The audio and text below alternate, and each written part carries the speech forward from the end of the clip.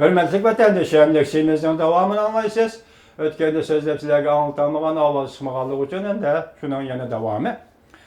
10-cu ayda Reis Xi Jinping Amerikanı ziyaret qilib, yani 10-cu ayda emas, 9-cu ayda Reis Xi Jinping Amerikanı ziyaret qilib, bir ay ötkendan keyin 10-cu ayda Amerika Deniz Armiyasının layihəsinin belgili qovluğuç parxoddi. 10-cu ayının 27-ci günü Cenubi Denizli Cungu yasab alğan Arallağa yaqin yerdə erken qatnaş bilen çarlaşılıp var.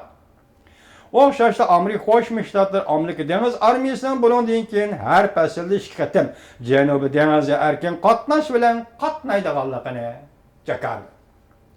Amerika Cungu münasibetinin kelgisi yüzlenişi ve Amerika Qoşma Ştatlarının kelgisi stratejik Cungu siyasi meselesi doğrusunda Yaponiyada neşr kılıngan diplomat jurnalının icraiye təhriri Shannon Teiz mundaq görsetdi.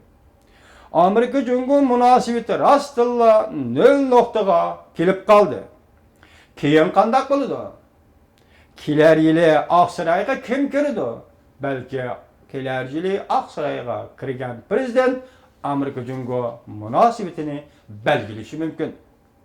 Sabık muavin prezident Dick Cheney'nin məsləhətçisi Ayron mundaq hesapladı.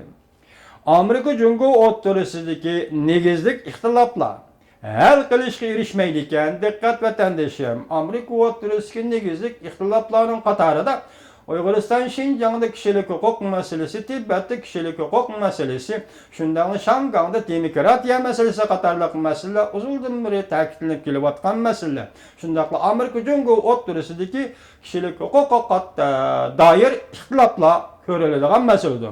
Demek Cungu negizlik ixtiloflar hal qilishga erishmaydigan Amerika Cungu o'rtasida kelgusi Amerika Cungu munosabati texmi jiddiylashidir. Kelgusi Cungu Amerika munosabati texmi jiddiylashidir. Belki hozirgi nol holatni saqlab qoladi. O yana mundaq ko'rsatdi Ayron efendi. Amerika Cungu munosabati kelgusi qandaq bo'ladi? Mening ko'z qarashim mundaq deydi Ayron efendi. İki davlat Amerika Cungu münasibeti yaxşılanışının ihtimallığı intayin az. İki devlet Cungu Amerika münasibetinin yaxşılanışının ihtimallığı intayin az. Çünkü meselenin yıltısı intayin çoğunqat. Ayron efendi deydi ki iki devlet münasibetinin yaxşılanışı ihtimallığı intayin az. Çünkü meselenin yıltısı intayin çoğunqat. Biz yukarıda sözler 2015 yıl Amerika Cungu münasibet doğrusunda verilgen dokladın məzmununu sizlərə aylatdıq.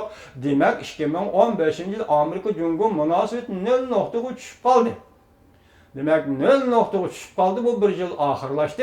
Aldı bizlik yılları ya kelgisi Cungu münasibeti qandaq buludu.